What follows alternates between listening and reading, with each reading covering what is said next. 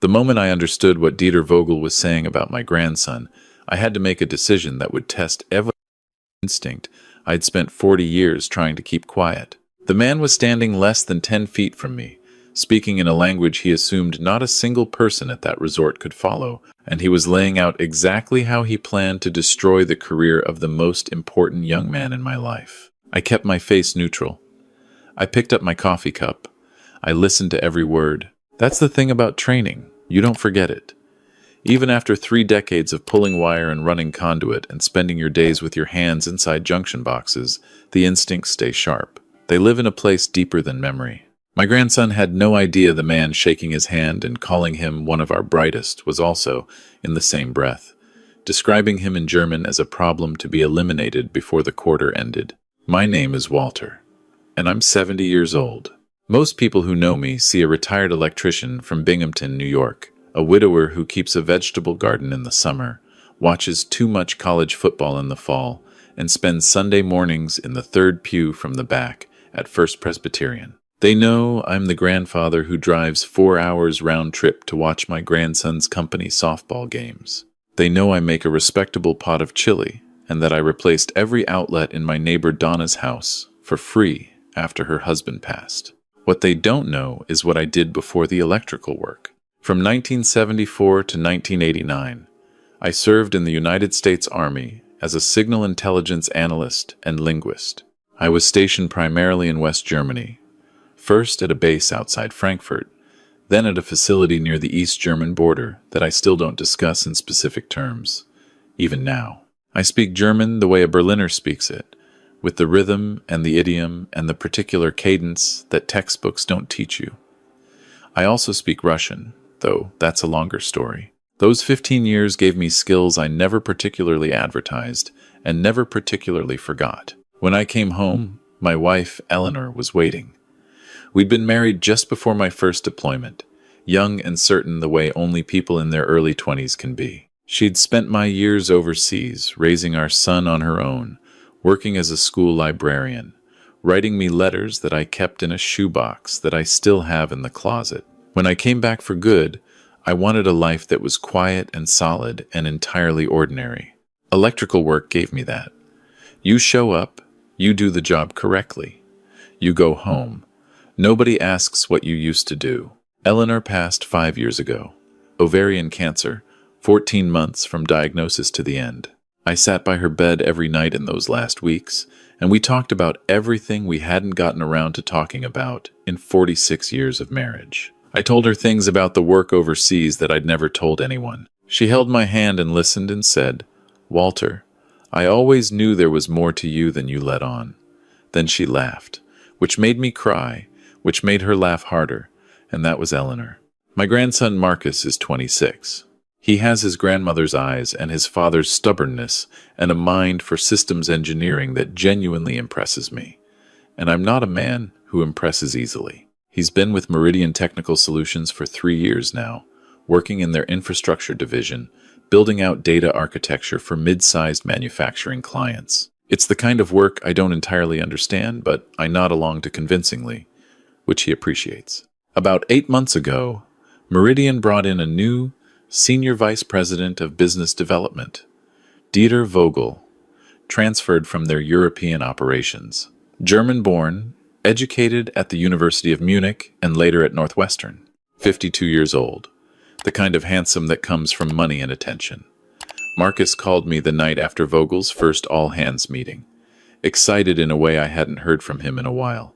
"Grandpa, this guy is legitimately brilliant," he said. "He rebuilt 3 divisions in Europe. He speaks 4 languages. He's talking about expanding our client base into the manufacturing corridor in Ohio and Indiana. Exactly the kind of infrastructure work I've been developing. If I can get in front of him with my proposal, I think this could be the moment." I was happy for him. I was also paying attention to the small tightness in my chest that I've learned over the years means something isn't adding up yet. I didn't say that to Marcus. I said, "Do good work, document everything, and let the results speak." He said, "You always say that." I said, "That's because it's always true."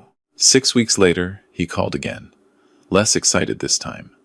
Dieter Vogel had reviewed Marcus's proposal for the Ohio manufacturing corridor expansion and called it promising but preliminary. He'd asked Marcus to share all his research files so the broader team could contribute.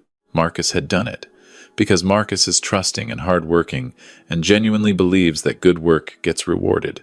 Then, 2 weeks after that, a colleague named Preston, who had been with the company for 18 months and had never shown particular interest in infrastructure development, presented an almost identical proposal to the executive team, with Vogel facilitating. Marcus hadn't been invited to that meeting. I prayed about this the way I've prayed about most hard things since Eleanor died. Sitting in my kitchen after midnight, the house quiet around me, her photograph on the counter where I can see it from my chair. Lord, I said, I don't know what's happening here, but Marcus works hard, and he's a good young man, and I'm asking you to show me what I'm supposed to see. I'm asking you to put me where I need to be. 2 weeks after that prayer, Marcus called with an invitation that caught me completely off guard. Grandpa, Vogel is organizing a team-building weekend, a resort up in the Catskills. He wants to bring the whole infrastructure division and their families for a long weekend. Says it's about building connections beyond the office. Marcus paused. He specifically asked if I had family in the area. I mentioned you. He said you should come. Would you want to? I know it's not really your kind of thing. My kind of thing. Marcus is too polite to say what he means, which is that rustic resorts and company retreats are not typically where retired electricians from Binghamton spend their weekends.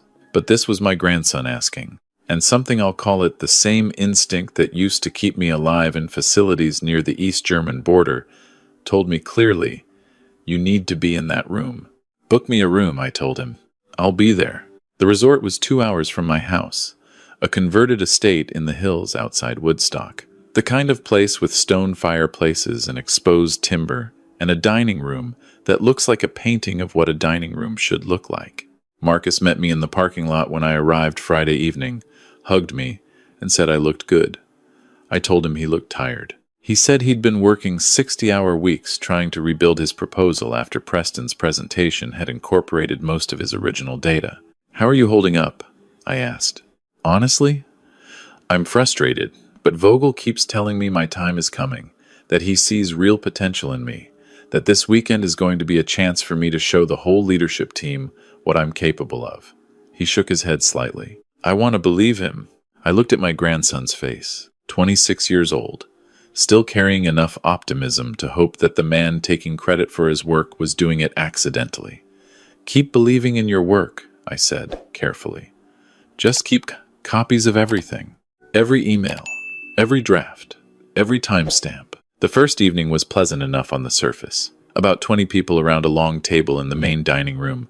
Good food, open bar, the kind of forced warmth that happens when a company pays for people to enjoy themselves. Dieter Vogel sat at the center of the table, which wasn't surprising because Dieter Vogel was clearly a man who arranged himself at centers of things. He was exactly what Marcus had described: polished, confident, with a particular brand of charm that functions like a tool, deployed precisely and withdrawn just as quickly. He shook my hand with both of his when Marcus introduced us. Walter, what a pleasure. Marcus speaks about you with real affection. His English was excellent, accented in a way that most Americans find sophisticated. He tells me you were an electrician for many years. Honest, skilled work. We need more people who actually know how to build things. There it was, the same move as always. The compliment that contains its own condescension. The implication that skilled tradespeople are different from, and implicitly less than, the people sitting in glass offices, managing other people's work. I've been on the receiving end of that particular tone enough times to recognize it in any language. 40 years of it, I said pleasantly. You learn a lot about how things are actually connected when you spend enough time inside the walls. He smiled and moved on to the next conversation. Marcus didn't catch the exchange. I let it go. Dinner conversation was easy. Vogel told stories about his time in Munich, about transforming a struggling division, about his philosophy of talent development. He was funny. He was charming. He asked thoughtful questions and appeared to listen to the answers. I watched Marcus watching him with the particular expression of a young man who wants very badly to believe that his mentor is who he seems to be. It sat in my chest like a stone. The thing I've noticed in all the years since the army is that truly dangerous people are almost always enjoyable company. Unpleasant people announce themselves. The ones who do real damage have learned to be likable. Dieter Vogel was extremely likable. Around 9 o'clock, he excused himself from the table. "Phone call?" he said, with an apologetic smile. "Berlin doesn't care what time it is in New York." He stepped out through a side door that opened onto a covered porch running along the east side of the building. I waited 30 seconds, then stood and said I needed some fresh air. Marcus looked up. "You okay, Grandpa?" "Fine," I said. "Just need to stretch my legs." The porch was lit by string lights and cold with early November. I came out a different door than Vogel had used, which put me at the far end of the porch, in the shadow beyond the light. Vogel was standing, perhaps 40 feet away, with his back mostly toward me, phone pressed to his ear. He was speaking German, fast, colloquial German, the kind you speak when you're certain no one around you can follow it. And this is where 40 years of keeping quiet about the army either serves you or it doesn't. I stood very still and I listened. He was speaking with someone he called Klaus. The tone was completely different from the dining room voice. No warmth, no performance, just the clipped efficiency of a man conducting business he doesn't want anyone to understand. He said that the weekend was going well, that the team was responding to him, that Marcus specifically was cooperative, and had already provided everything they needed for the Q1 presentation. Then he said something that made my jaw tighten. "Marcus doesn't understand what's being built here," he said. "He thinks he's developing his own proposal. He doesn't realize that everything he's submitted has already been incorporated into the corporate presentation that goes to the board in January. The work is good. The boy is actually quite talented, which makes it easier. Talented people produce better material to work with. But he's naive. He still believes in fairness." Klaus said something I couldn't catch. Vogel laughed. Not the dining room laugh, a different one, shorter and colder. He said that by February, Marcus would be on a performance improvement plan. He'd already begun documenting concerns. Work quality, he said. Initiative. A few things that could be read either way, depending on who's doing the reading. By spring, they could let him go with cause. And the proposal, Marcus's proposal, 18 months of Marcus's work would be cleanly absorbed into the company's strategic plan with no inconvenient questions about its origins. He said, "He's a good kid, but good kids don't understand that the game was decided before they walked in the room."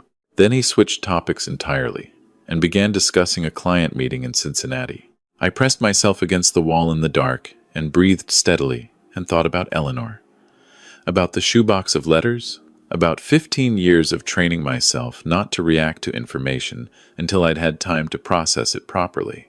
I went back inside before Vogel finished his call. I sat back down beside Marcus and listened to him talk about his plans for the weekend, about a presentation slot Vogel had promised him on Sunday morning, about how he thought this retreat might finally be the moment things shifted. I nodded along and asked questions and said encouraging things, and inside I was doing something else entirely. I excused myself early that night, told Marcus I was tired from the drive, which wasn't entirely false. I went to my room on the second floor, sat on the edge of the bed, and looked out the window at the dark hillside.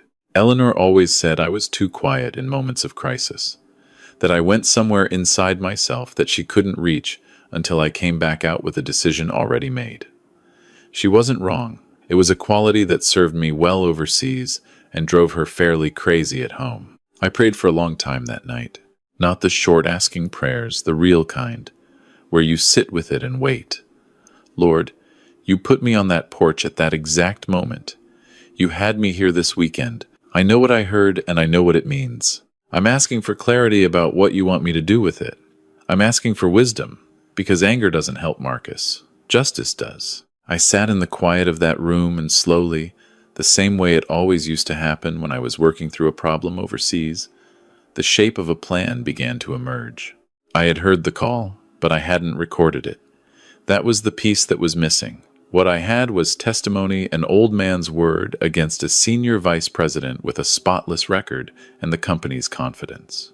I needed something more than my account of a conversation in a language I had no obvious business understanding. In the morning, I called my oldest friend from the Army, Frank DeLuca, who went from military intelligence into private corporate security and has spent the last 20 years advising companies on exactly the kinds of problems I was looking at. I stepped outside into the cold and walked the gravel path behind the resort while we talked. Legally, Frank said, when I'd explained the situation, New York is a one-party consent state. You can record a conversation you're party to, or if you're present and a party to the conversation in a nearby space. The thing you need to establish is that you were present and party to the environment, not that you were secretly surveilling him. What does that mean practically? It means don't hide, don't conceal yourself. Be in the space legitimately. If he's speaking in a language he assumes you don't understand, that's his problem, not yours. I asked him what I'd need. He told me. Then he said, "Walter, be careful. This isn't signals work anymore. You're not protected the way you were then." "I know," I said, "but neither is Marcus." Frank was quiet for a moment. Then he said, "Do it right.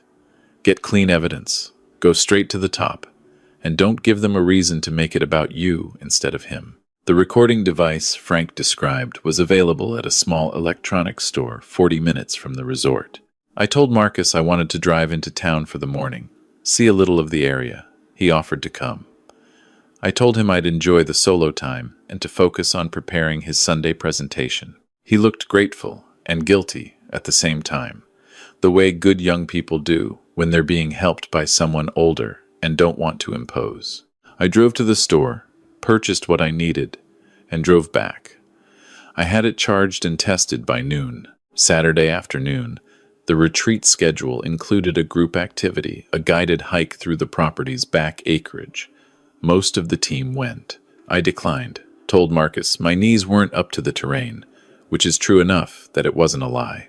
Vogel also stayed behind, which I'd suspected he might. Men like Vogel attend group activities selectively. I found a chair in the main hall near the fireplace, the kind of large, comfortable chair that becomes invisible because it looks like it belongs there. I had a book. I looked like an old man reading beside a fire. At around 2 in the afternoon, Vogel came through the hall on his phone again. This time he settled into the adjoining study, door left partially open, speaking German in the particular lowered tone of a man who believes he's alone. I turned a page of my book and listened. This call was different from Friday nights. This one was business in a way that sent a different kind of chill through me. He was speaking with someone about a competitor's internal product roadmap details that were specific enough and accurate enough that they could not have come from public sources. He referenced documents, referenced specific internal timelines. He referenced a contact at a firm I recognized from Marcus's description of Meridian's primary competitor. He wasn't just stealing from employees. He was using information gathered from within Meridian to benefit people on the outside. That was a different category of problem entirely. I turned another page of my book. My hands were steady. 40 years of practice. When he finished and left the study, I sat for a moment longer. Then I closed the book and looked at Eleanor's face in my memory, the way I always do when I need to be certain about something. She'd look at me calmly and say, "You know what you need to do. You've always known. Now go do it." That evening at dinner, I watched Dieter Vogel work the room and thought about how long he'd been doing this, how many Marcus figures there had been before, how many of them had ended up on performance improvement plans in the spring, confused and doubting themselves, while someone else's presentation was lauded in a boardroom. Marcus sat beside me at dinner, animated and hopeful, talking about his Sunday presentation. "Vogel gave me 20 minutes, he said. "I'm going to lay out the full framework for the Ohio corridor expansion. The real version, the complete one, if the leadership team sees it properly presented. Before Sunday," I said quietly, "I need you to listen to something." He looked at me. Something in my face must have changed, because his expression shifted from excitement to concern in the span of a second. "Grandpa? Not here. Come to my room after dinner." He came at 9 o'clock, closing the door behind him. I had my phone set up and I played him both recordings. I watched my grandson's face cycle through the same progression I'd expected, confusion first, because the language is German, and he speaks approximately 10 words of it, then growing unease as he saw my expression, then the specific devastated look of someone hearing a suspicion confirmed that they'd been trying not to have. I translated as we listened. I kept my voice even and precise, the way I used to translate intercepts. When the second recording got to the part about the competitor's internal roadmap, Marcus went very still. "Grandpa," he said when it ended, "how do you speak German?" "Since 1974, I said. He stared at me for a long moment. "Why have I never known this?" "Because it wasn't something I needed you to know before now." I leaned forward. "Marcus, the second recording is not just a professional ethics issue. What he's describing in that call, sharing internal product roadmaps with a competitor, that's potentially a violation of your company's proprietary information agreements. Maybe federal law. This is larger than your proposal." My grandson sat with this for a moment. He has his grandmother's quality of going quiet when things are serious, of not filling the space with words before the thinking is done. Finally, he said, "What do we do?" "First thing tomorrow morning, you call your company's legal department directly, not HR legal. You explain that you have audio recordings of your SVP discussing the potential disclosure of proprietary information to a competitor. You let them make the determination about how to proceed. You don't go to Vogel. You don't discuss it with Preston or anyone on the immediate team. You go above, and you go directly. And what do we say about my proposal? About the way he's been?" "That comes with it," I said. "All of it comes with it. But the proprietary information issue gives you the standing to be taken seriously immediately. They can't minimize that the way they might try to minimize a complaint from a junior employee about a senior VP." Marcus looked at me in a way I don't have a precise description for, like he was seeing a version of me that he hadn't been introduced to yet. "Who are you?" he said. And then, quietly, I know who you are. But who were you?" "I was a soldier who was good at listening," I said. "Then I was an electrician who loved his wife and tried to be a good grandfather. Both things are true at the same time." Sunday morning, before the scheduled retreat activities, Marcus placed a call to Meridian's general counsel through the emergency contact line. I sat with him while he made it, and when the counsel asked to speak with the individual who had made the recordings, Marcus handed me the phone. I explained who I was, what I'd heard, how I'd heard it, and the nature of my background. I answered the questions directly and without embellishment. 40 years of making concise reports. The general counsel said, "Stay at the resort. Do not attend any further scheduled activities. We're sending someone." A senior attorney and 2 members of Meridian's internal security division arrived by mid-morning. They commandeered the resort's small conference room. Dieter Vogel was informed at 11:15 that there was an urgent legal matter requiring his presence. I understand from what Marcus was later told that Vogel initially attempted the posture of confident indignation, the settled executive surprised by unfounded allegations. That posture, according to the attorney Marcus spoke to afterward, lasted approximately 4 minutes until they played the recordings. Marcus and I sat in my room and waited. I made coffee using the small machine on the dresser.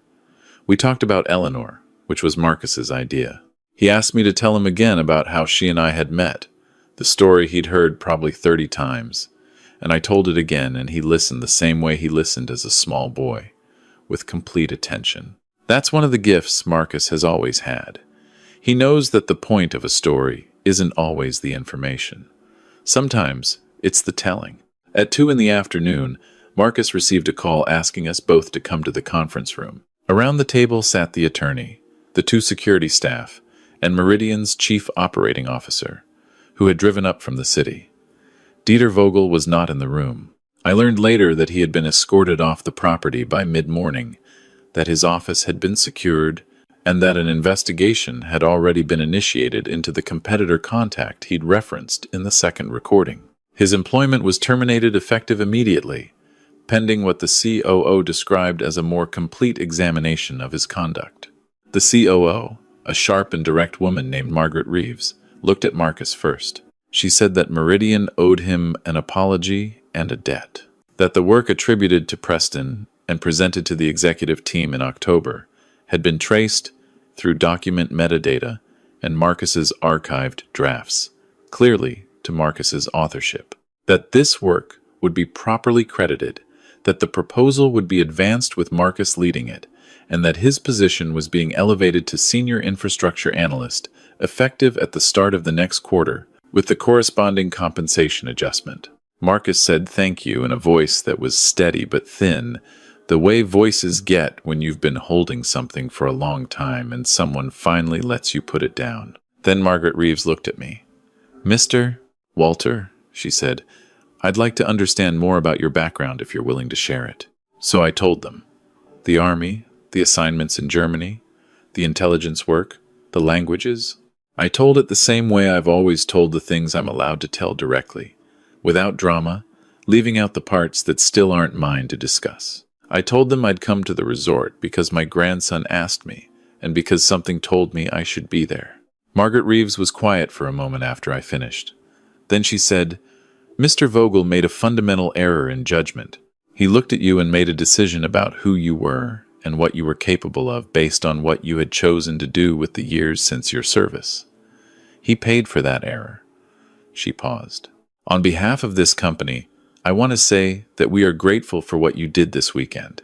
Not just for Marcus, but for Meridian." I said that I appreciated that, and that I hoped they'd do right by the other young people in that division who'd likely had similar experiences with Vogel, even if they didn't have recordings. She said they would be looking into that carefully. Outside the conference room, in the hallway, Marcus hugged me in the way he hasn't since he was maybe 14 years old. Long, and without any of the self-consciousness that men usually bring to affection. He said, "Thank you, Grandpa. I don't have better words than that. Thank you." I held on to him for a moment and thought about Eleanor, about the prayer in my room Friday night, about the particular way God sometimes answers things by putting you in a parking lot at a resort in the Catskills, with a book and a recording device, and 40 years of language training you'd mostly forgotten you had. "You did the work," I told Marcus. "All I did was make sure it got to the right people." He shook his head. "That's the whole thing, though. That's everything." On the drive home, I stopped at a diner outside of Woodstock and ordered coffee and pie, and sat in a window booth, watching the last of the afternoon light come down through the maples. I thought about Dieter Vogel, not with satisfaction, exactly. I don't take pleasure in seeing anyone undone. But there was something that settled in me, a sense of correct proportion being restored that I think is different from pleasure. Justice doesn't feel good the way victory feels good. It feels quiet, like a level surface after a long time of walking on a slope. I thought about what he had assumed when he looked at me. An old man, someone's grandfather, a retired tradesman making conversation at a company retreat. The kind of person you're polite to because it costs you nothing and they'll soon be on their way. He had spoken freely in front of me with complete confidence, the way people speak in front of furniture. And I had let him believe what he believed right up until the moment it mattered. There's a temptation, when something like this happens, to feel that you've proven something, to want people to understand that you're more than you appear. I don't feel that way, particularly. Being understood has never been a priority of mine. Eleanor understood me. Marcus is beginning to. Frank DeLuca from the Army has always known roughly who I am. That's sufficient. What I feel is something closer to gratitude. That I had the skills when they were needed. That I was in the right place. That the years overseas, which I never entirely made peace with the distance from Eleanor, the work that existed in a moral gray, that I still sometimes lie awake thinking about those years, produced something that turned out to have a use I couldn't have anticipated when I was sitting in a facility near the east. German border, 24 years old and thinking mostly about going home. Marcus called me 3 days later. The internal review had turned up 4 other employees in Vogel's division, who had had similar experiences work incorporated without credit, false performance documentation being quietly assembled, careers being methodically undermined. The company had retained an outside firm to conduct a full investigation. Preston, who it turned out had known exactly whose work he was presenting, had been placed on administrative leave. Marcus had been asked to present his original proposal, the complete version, his version, to the executive team in January. "And they want you to come," Marcus said. "To the executive presentation?" "They want you there," Margaret Reeves specifically asked. I laughed. It surprised me. "I'm not sure an old electrician has much business in a corporate boardroom. Grandpa, you're the reason there's a presentation to give." He paused. "Please come." I went. I sat in the back of a conference room in a midtown Manhattan office tower and watched my grandson present 18 months of work to people who actually listened this time, who asked the right questions, who leaned forward when he talked. The proposal was approved. The project budget was allocated.